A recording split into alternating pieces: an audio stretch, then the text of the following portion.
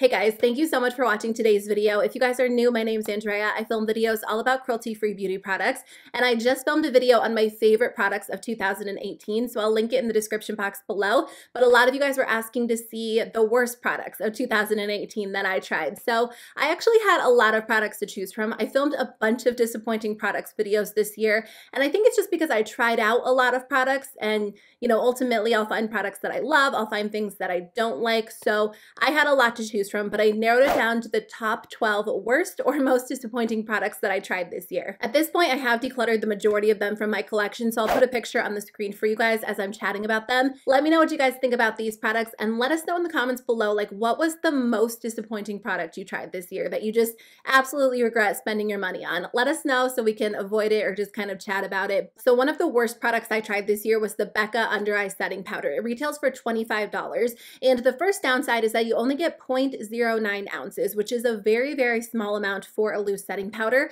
I know they market it specifically as an under eye setting powder, so I think in general you don't get a whole lot of product when it comes to a loose setting powder that's just supposed to be used under the eyes. But at the same time, like any other loose setting powder comes with at least 1 ounce in general or something very similar to it. So you're paying quite a bit of money for a very small amount of product, and that would be fine if it worked out really well, but I did not like that product. I actually returned it, and I think I returned a total of like 3 or 4 products this year, and that was one of them. It was a very stark bright white, and it was supposed to obviously be a brightening setting powder, so it did brighten up your under eye, but not in a good way. And my skin is fairly light, so I assume if you have like a medium, tan, deep, or dark skin tone, it would be even more intense on you. I don't even typically struggle with dry under eyes, but it made my entire under eye area look very dry. It enhanced all of the fine lines, and that one is definitely near the top of my list. So one of the most disappointing eyeshadow palettes that I tried this year was the Too Faced White Peach eyeshadow palette, which retails for $45.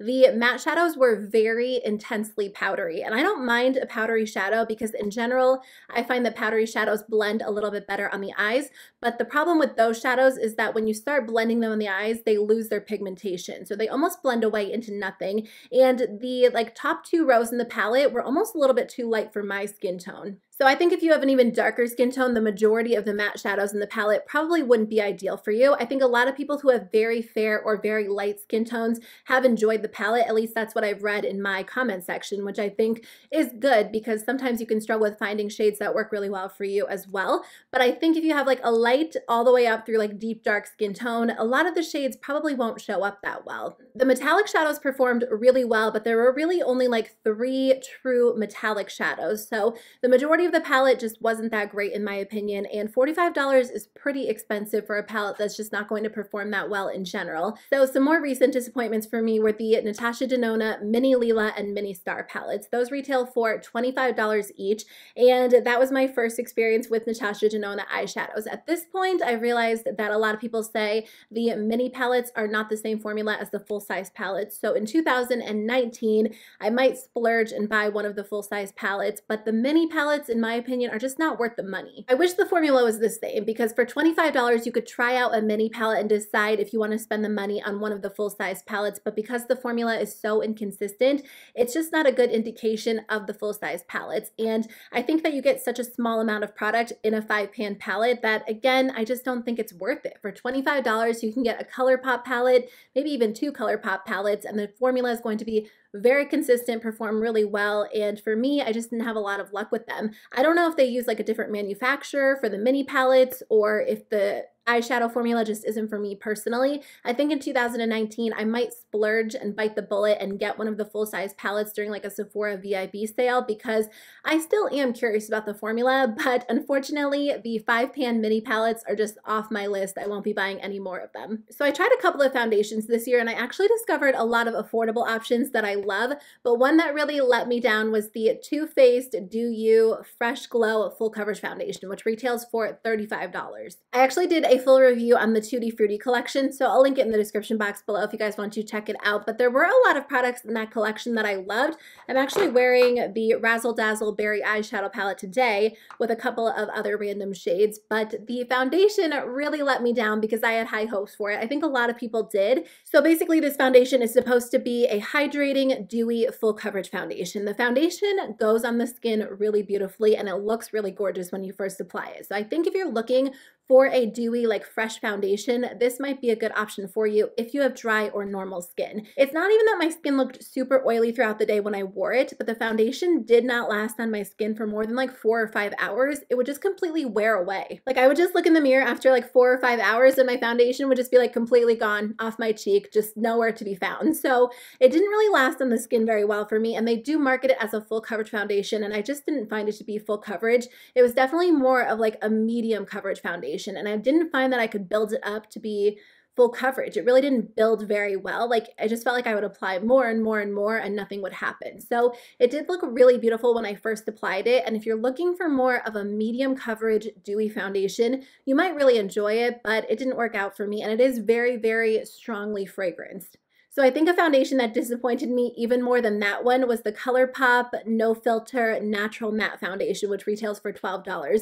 I was so excited when I heard that ColourPop was coming out with the foundation because I enjoy a lot of their products, and their No Filter Concealer is one of my favorite products of all time. You guys, the foundation did not work for me, and I have tried it so many times. I actually still have it in my collection because I want to love it, and I think maybe I'll try it out again and see if it works for me during the winter time, but it doesn't work for me. Even as I'm talking through it right now, I know it's not going to work for me. It goes on so beautifully. Like the second I put it on my face, I was like, this is going to be one of my favorites. It's very lightweight, very blendable. The coverage and the finish is perfect. It has a nice matte finish, but it's not overly matte, and you can build it up to be a pretty full coverage foundation. It does not hold up on my skin. Again, after about 4 or 5 hours, it would start to break down. And unlike the Too Faced foundation, this one looked so oily on my skin. No matter what I did, no matter what powder I set it with, my skin looked insanely oily after about 4 or 5 hours. I need a foundation to hold up on my skin for longer than 4 or 5 hours. It doesn't have to be like a 15-hour foundation, but like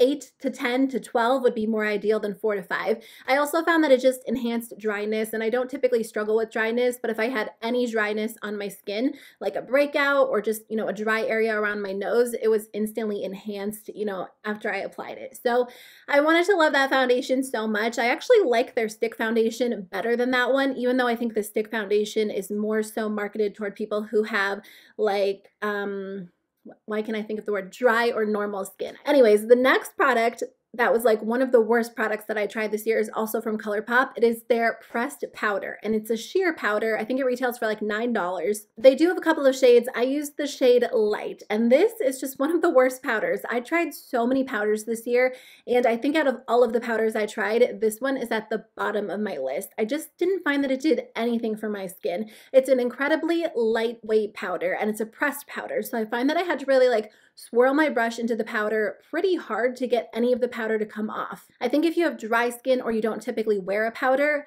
then you might enjoy this one. But if you have oily skin and you rely on a powder to set your foundation into place and keep you looking matte, this is probably not going to be the powder for you. They do market it as a sheer powder, which I understand, but I just didn't find that it did anything for me. And on top of that, again, it enhanced dryness on my skin. And I don't typically struggle with dryness, but some products make my skin look dry, and I just don't like that. There are just so many good powders on the market that retail for like $4, $5 that I just didn't like that one, and it just didn't work for me. It was one of the worst powders that I tried this year, unfortunately. I do love their loose powder though. That was one of my favorites, but the pressed powder was just, it was not a good option for me. Actually, there was another powder that I tried that I don't know if I would call this one worse than the ColourPop one, probably maybe like one step above, but it was also one of the worst powders that I tried, and it is the Milk Makeup Blur and Set Loose Setting Powder. The problem with this one is that it's a high-end powder, so it retails for $29. And again, there are so many good powders on the market that I personally enjoy more than this one that I just did not like it. I used the shade Translucent Light, I believe. I think they have 3 different shades, and I actually used it in like a trying new makeup video, and you could see how it just settled on my skin so horribly. It just made my skin look textured. It was very uneven. It made my foundation look patchy, and it just didn't look good at all on camera or in person. Again, I think that powder is going to be more ideal for you if you have dry or normal skin and you almost don't like a setting powder because it is so lightweight, but at the same time, it just made my skin look so terrible that I don't know that I personally would recommend it. I know a lot of people like it and a lot of people have raved about it this year, but unfortunately, it just didn't work for me. Either one of those powders, they're just like off my list. So I tried out the e.l.f. Lock On Face Primer, which retails for $8. $8 is actually not a bad price, and I had really high hopes for that face primer because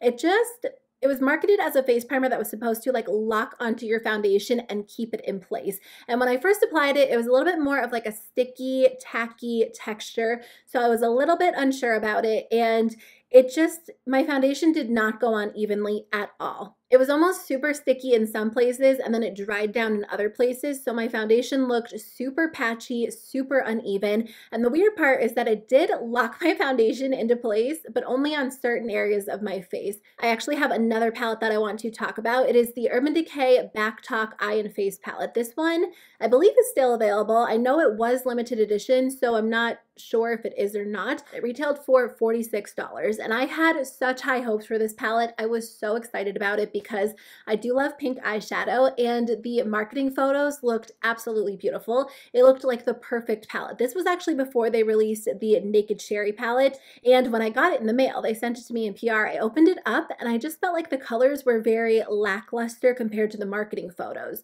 So as soon as I saw it, I was a little bit disappointed, and when I used it on the eyes, the shadows performed well for the most part. There were a couple of shadows that didn't work that well. I think there were like 8 shadows in total, and maybe like 1 or 2 of them didn't work that well for me personally, but the majority of them were fine. They're very consistent with like Urban Decay Naked Shadow formula.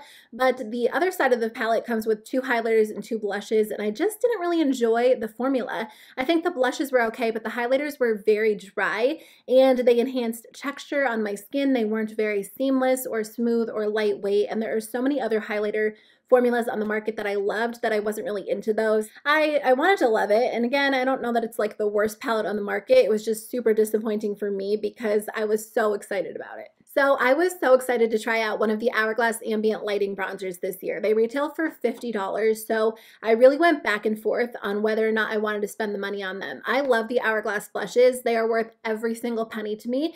I just think the formula is beautiful, and they're probably my favorite makeup product of all time. So even though I went back and forth, I really thought I was going to love the Hourglass bronzers, and unfortunately, they just didn't work for me. I think I tried it back in April. I talked about it on my channel. I just couldn't get it to work for me. I didn't think it looked very flattering on my skin. It almost looked too matte. It looked a little bit muddy. It skipped. So I thought maybe I got the wrong shade. But recently I picked up the Hourglass Ambient Lighting Edit Volume 4, and this comes with their bronzer in Filtered Bronze Light. So I tried the bronzer in here as well, and I just don't like the formula. And it's so weird because I love the blush formula. I wear their blushes every single day. I really haven't reached for any other blush in my collection this year other than the Hourglass blushes. I mean, on occasion I have, but the bronzer formula is just not for me. I don't know. I think I generally prefer a subtle bronzer. There's just something about the formula that I just don't like. So after trying the $50 one and then trying the one in here, I'm going to say like they just don't work for me. I'm not going to buy them anymore. So the last 2 products are very similar. Smashbox and Vlada collabed and did a really beautiful collection. The Petal Metal collection was really gorgeous and a little bit underrated in my opinion,